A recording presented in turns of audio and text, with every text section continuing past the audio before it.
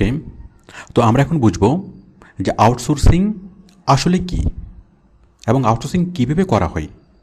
আমরা পেপারে, টিভিতে, পাঠ্য বইতে আউটসোর্সিং সম্পর্কে অনেক কিছু দেখি এবং দেখে আমরা একটুকু বুঝতে পারি যে হ্যাঁ, এটা কিছু একটা, মানে আউটসোর্সিং ভালো একটা জিনিস। কিন্তু জিনিসটা আসলে কী করতে হয়, কীভাবে কী করতে হয়, এই সম্পর্কে টোটাল বিষয়গুলো, টোটাল কনসেপ্টটা একসাথে পাওয়া যায় না। তো আমি আজকে টোটাল কনসেপ্টটা একসাথে দেওয়ার চেষ্টা করব। তো আউটসোর্সিং হলো যে দেশে বসে বিদেশি কোম্পানিতে চাকরি। এখন দেশে বসে বিদেশি কোম্পানিতে চাকরি, সেটা আমরা কেন করব আর বিদেশি কোম্পানিগুলো বা কেন করাবে, তার চেয়ে বড় কথা যে সেটা কীভাবে করব। দেশে বসে বিদেশি কোম্পানিতে চাকরি করা সম্ভব কিনা। ওকে, আমি বলি, আপনি বসে আছেন এখানে, আপনার বন্ধু বসে আছে আমেরিকাতে, তাহলে আপনি আপনার বন্ধুর সাথে ফেস টু ফেস কথা বলতে পারেন, যে কোনো ফাইল ট্রান্সফার করতে পারেন, যে কোনো ধরনের যে কোনো কিছু আপনি সেন্ড করতে পারেন, ছবি সেন্ড করতে পারেন, অফিসিয়াল ফাইলস সেন্ড করতে পারেন, কথাও বলতে পারেন, ফাইলও সেন্ড করতে পারেন। ওকে, তো বন্ধুর সাথে যদি পারেন, তাহলে আমেরিকায় যদি কোনো একজন বস থাকে, আপনার অফিসের কোনো বস, তাহলে অফিসের বসের সাথেও আপনি কথাও বলতে পারবেন ফেস টু ফেস, আবার যে কোনো ফাইল ট্রান্সফার করতে পারবেন। তো যদি এই দুটো যদি সম্ভব হয়, যদি আপনি অন্য কোনো দেশে থাকা কোনো ব্যক্তির সাথে মানে মুখোমুখি কথা বলতে পারেন এবং যে কোনো ফাইল ট্রান্সফার করতে পারেন, তাহলে যে কোনো ধরনের চাকরি করা সম্ভব। আমরা এটা জানি, এটা আমাদের কাছে এখন খুবই ডালভাত, যে ভিডিও কলের মাধ্যমে কথা বলা এবং যে কোনো ফাইল ট্রান্সফার করা। ওকে, তাহলে আমরা বাংলাদেশে বসে পৃথিবীর যে কোনো দেশের যে কোনো কোম্পানির জব করতে পারবো। আমরা বুঝলাম যে কীভাবে সম্ভব। তাহলে আউটসোর্সিং মানে কি? দেশে বসে বিদেশি কোম্পানিতে চাকরি করা। আমরা দেশে বসে বিদেশি কোম্পানির চাকরি কীভাবে করব?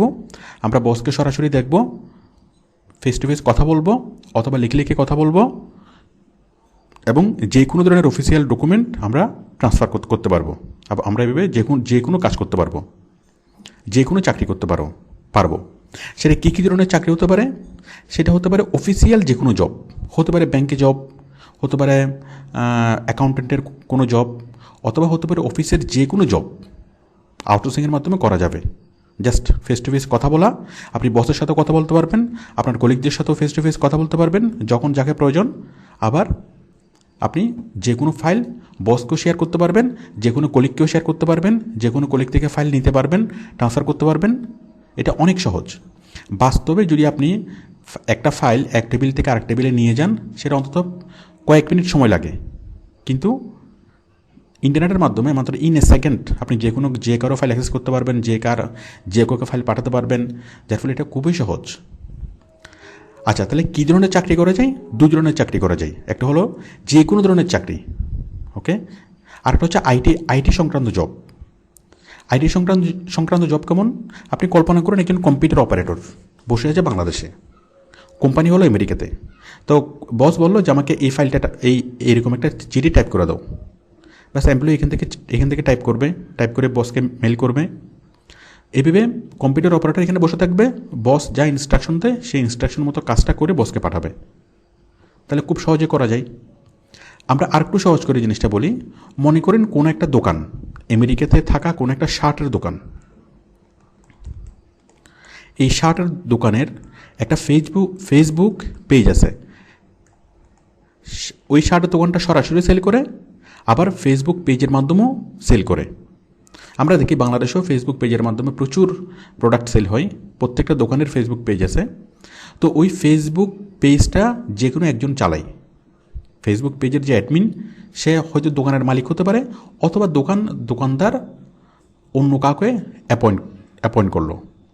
তো মনে করেন আমেরিকায় থাকা একটা শার্টের দোকান, ওই শার্টের দোকানদার আপনাকে ওই ফেসবুক পেজের অ্যাডমিন হিসেবে নিয়োগ করলো। এখন আপনার কাজ হলো যে ফেসবুকে যারা ইনবক্স করবে, শার্টের জন্য অর্ডার করবে, তাদেরকে রিপ্লাই করা, কোম্পানিকে জানানো, তারপর নতুন প্রোডাক্টের ছবি তুলে ফেসবুক আপলোড করা, যারা কমেন্টস করবে তাদেরকে রিপ্লাই করা। ঠিক একজন ফেসবুক অ্যাডমিন যা কাজ করে। এখন এই ফেসবুক অ্যাডমিনের কাজটা আপনি চাইলে আমেরিকাতে গিয়ে ওদের অফিসে বসেও করতে পারেন, আবার চাইলে আপনার ঘরে বসে আপনার বেডরুমে বসেও আপনি কাজটা করতে পারেন, কোয়ালিটি সেম। ওকে, তাহলে আমরা আশা করি মানে বিষয়টা ক্লিয়ার যে আমরা কী ধরনের কাজ করতে পারবো। আমরা যে কোনো অফিসিয়াল কাজ করতে পারবো, আবার যে কোনো ধরনের আইটি জব করতে পারবো। সেই আইটি জবটা কি হতে পারে? কম্পিউটার অপারেটরের চাকরি, হতে পারে ফেসবুক অ্যাডমিনের চাকরি, হতে পারে ইউটিউবের অ্যাডমিন, হতে পারে গ্রাফিক ডিজাইনার, তারপর ওয়েবসাইট তৈরি করা, এভাবে যে কোনো ধরনের আইটির কাজ হতে পারে। অনেক ধরনের আইটির কাজ আছে, যে কোনো কাজ আমরা এখান থেকে বসে খুব সহজেই আমরা করতে পারি। আচ্ছা, আমরা বুঝলাম। তো আমরা কীভাবে চাকরিটা করি? আমরা করি চুক্তিভিত্তিতে অথবা মাসিক অথবা ঘন্টা হিসেবে। চুক্তিভিত্তিতে কীভাবে? ওরা আমাদেরকে স্যালারি, আপনাকে একসাথে একটা কাজ দিল যে আমাকে গ্রাফিক ডিজাইনটা করে দাও। একসাথে কাজটা দিল, আপনি একসাথে কাজটা নিলেন এবং কাজটা করে আপনি জমা দিলেন, আপনাকে একসাথে পেমেন্ট করলো, মানে কাজের উপর চুক্তি। ওকে, আরেকটা হতে পারে যে মাসিক। আপনি কোনো একটা কোম্পানিতে কাজ করবেন পার্মানেন্টলি, স্থায়ীভাবে কাজ করবেন। ধরুন এই একটা দোকানের আপনি ফেসবুক অ্যাডমিন হিসেবে কাজ করবেন। আপনি কাজ করতে থাকবেন, যতক্ষণ আপনার অফিস আওয়ার আপনি কাজ করবেন এবং আপনাকে মাসিক পেমেন্ট করবে। তো মাসিক পেমেন্টটা হচ্ছে মিনিমাম $500। আমেরিকার কোম্পানিগুলো যে মাসিক পেমেন্ট হলো সর্বনিম্ন $500। তো $500 মানে হলো বাংলাদেশের প্রায় 35,000 টাকা।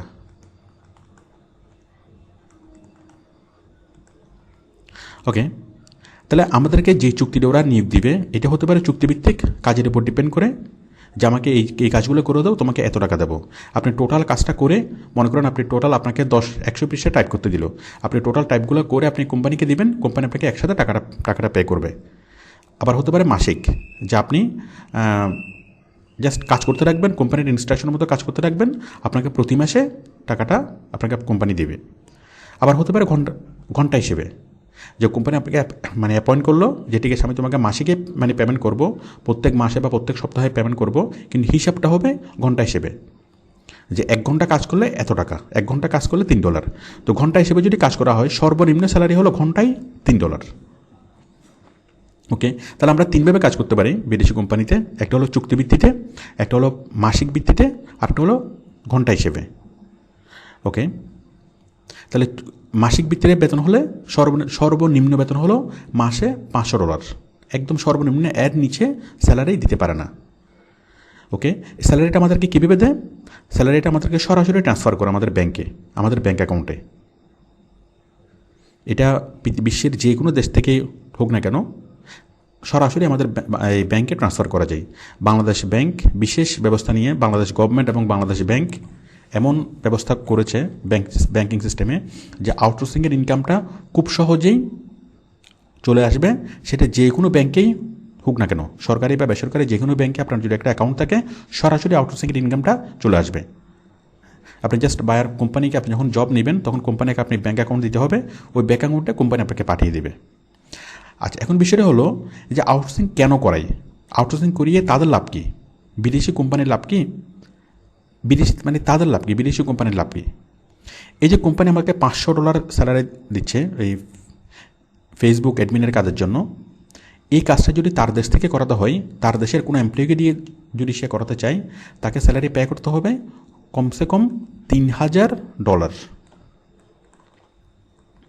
তাহলে যেখানে তাকে স্যালারি পে করতে হবে মাসে $3,000, সেখানে সে আমাকে স্যালারি পে করছে, অথবা একজন বাংলাদেশে একজন আউটসোর্সারকে পে করছে কত? মাত্র $500। তার অনেক টাকা সাশ্রয় হচ্ছে।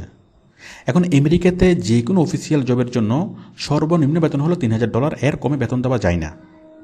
তো আমেরিকা থেকে বসে সে যদি আমেরিকা থেকে কোনো একটা লোক নেয় ফেসবুকের কাজ করার জন্য, তাহলে ওই আমেরিকান লোকটা ওই অফিসে বসে যে কাজটা করবে, কাজের যে কোয়ালিটি হবে, আমরা এখানে বসে কাজ করলেও কাজের সেম কোয়ালিটি হবে, কাজের কোনো কোয়ালিটির কোনো হেরফের হবে না।